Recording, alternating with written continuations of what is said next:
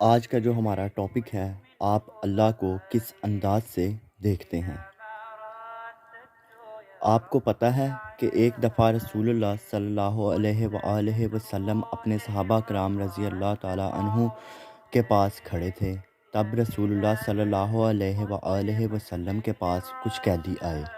ان قیدیوں میں سے انہوں نے ایک عورت کو دیکھا جو پاگلوں کی طرح کسی کو تلاش کر رہی تھی اور رو رہی تھی، اور اچانک اس عورت کو قیدیوں میں سے بچہ مل گیا۔ وہ اس عورت کا بچہ تھا، اور جب اس نے اپنے بچے کو ڈھونڈ لیا تو اس عورت نے اس بچے کو اٹھا کر اپنے پیٹ سے چمٹا لیا اور اسے دودھ پلانے لگی۔ تب رسول اللہ صلی اللہ علیہ وآلہ وسلم نے اصحابہ کرام رضی اللہ عنہا سے فرمایا، کیا تم میں سے کسی کو لگتا ہے کہ یہ عورت اپنے بچے کو نقصان پہنچائے گی؟ کیا تم میں سے کسی کو لگتا ہے کہ یہ عورت اپنے بچے کو آگ میں پھینک دے گی؟ تو انہوں نے کہا، یا رسول اللہ بالکل بھی نہیں۔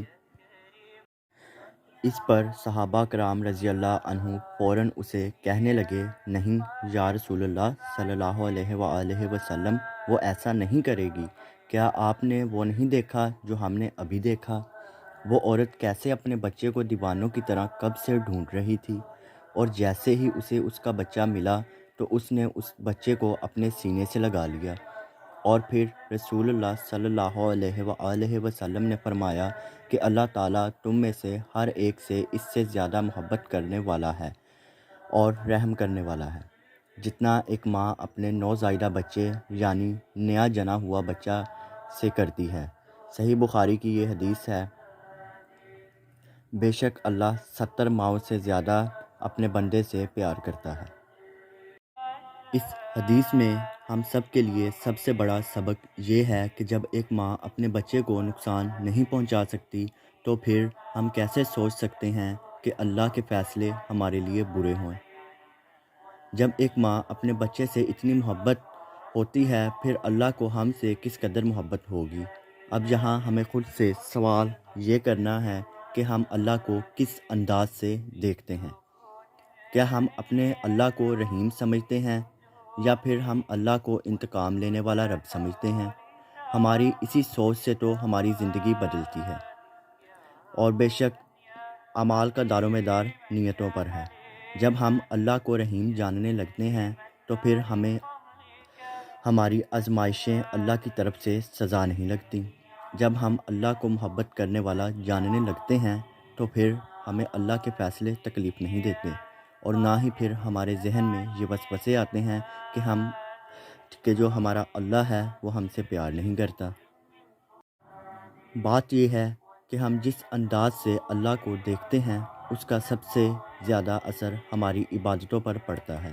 جب ہم اللہ کو محبت کی نظر سے دیکھتے ہیں تو پھر ہماری عبادتوں میں ہمیں مزہ آنے لگتا ہے، پھر زندگی کے اتار چڑھاؤ ہمیں مایوس نہیں کرتے، پھر ہمارا لائف سٹائل بالکل بدل جاتا ہے، پھر ہم زندگی کو ایک نئے طریقے سے دیکھنے لگتے ہیں، پھر ہم میں بہت مثبت بدلاؤ آ جاتا ہے، نیگیٹیوٹی ختم ہونے لگتی ہے، پھر ہم عبادتوں کو ایسے نہیں دیکھتے جیسے یہ ہم پر کوئی بوجھ ہیں، بلکہ پھر تو ہمیں عبادتوں کے مواقع ڈھونڈتے ہیں اور ہمیں عبادتوں میں سجدوں میں لذت آنے لگتی ہے، پھر ہم روزمرہ کی چیزوں میں اللہ کی مصلحتیں دیکھنے لگتے ہیں، پھر ہمارے ساتھ جو بھی حادثہ ہو یا پھر ہم پر جو بھی راحت آئے، ہم ان دونوں میں اللہ کا پیار اور اللہ کا رحم محسوس ہونے لگتا ہے، اور ہم اللہ کا شکر ادا کرتے ہیں۔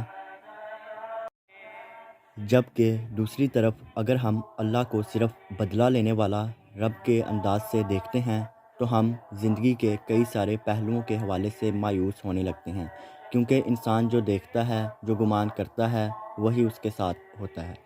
پھر ہمیں اللہ کے ہر فیصلے پر اعتراض رہتا ہے، پھر ہمیں عبادتیں بہت سخت لگنے لگتی ہیں، پھر ہر آزمائش پہ ہمارا دل اللہ کے حوالے سے بدگمان ہونے لگتا ہے، یہ سوچ کر کہ اللہ ہم کو اچھے نہیں لگتے۔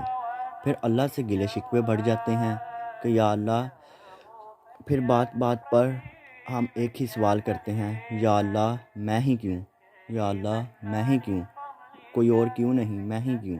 پھر اللہ کی حکمتیں ہماری سمجھ میں آنا بند ہو جاتی ہیں کہ آیا کہ وہ فیصلہ ہمارے لیے بہتر ہی تھا، اس لیے ہمیں اللہ سے ہمیشہ اچھا گمان رکھنا چاہیے۔ اور اچھا گمان کیا ہوتا ہے؟ جیسے اس حدیث میں ہمارے نبی صلی اللہ علیہ وآلہ وسلم نے یہ بات سکھائی ہے کہ جب ماں اپنے بچے کو کسی بھی طرح سے نقصان نہیں پہنچا سکتی تو پھر اللہ اپنے بندے کو کوئی نقصان کیسے پہنچا سکتا ہے؟ یعنی اللہ جو بھی ہمارے حق میں کرتا ہے بہتر کرتا ہے، اور ہمیں اس پر صبر اور شکر کرنا چاہیے، اور ہمیں بجائے اللہ کے فیصلوں پر اعتراض کرنے کے ان فیصلوں پر چپ چاپ راضی ہو جانا چاہیے۔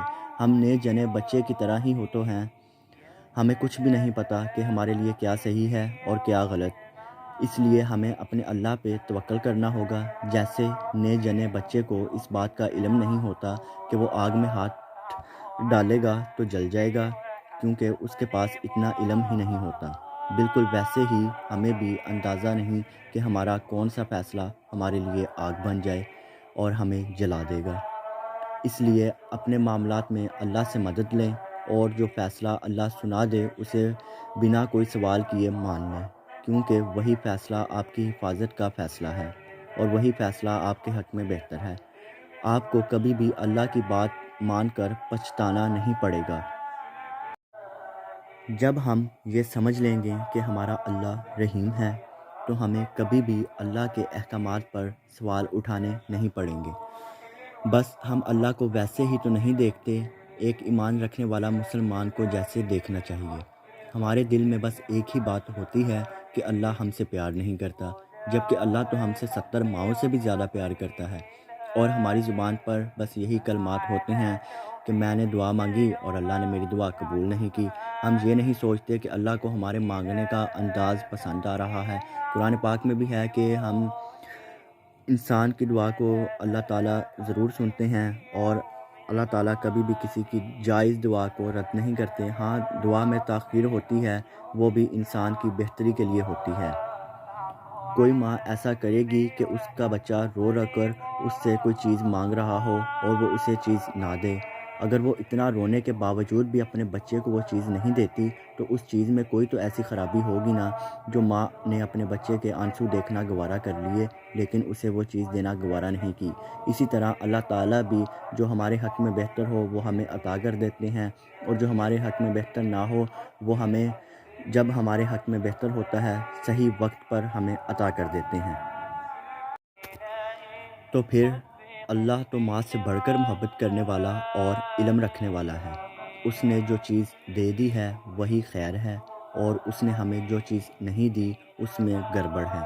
اس لیے بجائے اس کے کہ آپ اللہ کے ساتھ بحث کریں اور نافرمانی پر اتر آئیں، اللہ پر بھروسہ رکھیں۔ اللہ پر بھروسہ کرنے سے ہی آپ کو سکون ملے گا، اور ہو سکتا ہے اس بھروسے سے ہی اس گڑبڑ چیز کو اللہ آپ کے لیے بہتر بنا دے۔ آپ اللہ کے لیے کچھ کریں گے تو اللہ آپ کے لیے اس سے بڑھ کر کرے گا اور آپ کو اجر دے گا۔ بس کبھی بھی ضد نہ کریں اور کبھی بھی غلط راستہ نہ چنیں۔ اللہ تعالیٰ نے ہر انسان کو سمجھ دی ہے، وہ حق اور باطل کا فرق جانتا ہے، تو آپ نے حق کا فیصلہ، حق کا جو راستہ ہے وہ اختیار کرنا ہے۔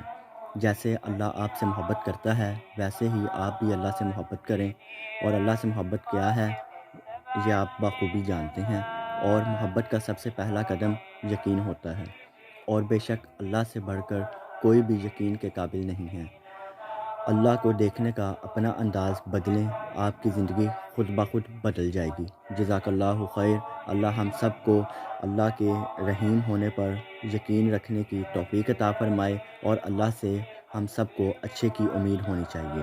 وما الینا الا البلاغ المبین۔ صدق اللہ العظیم۔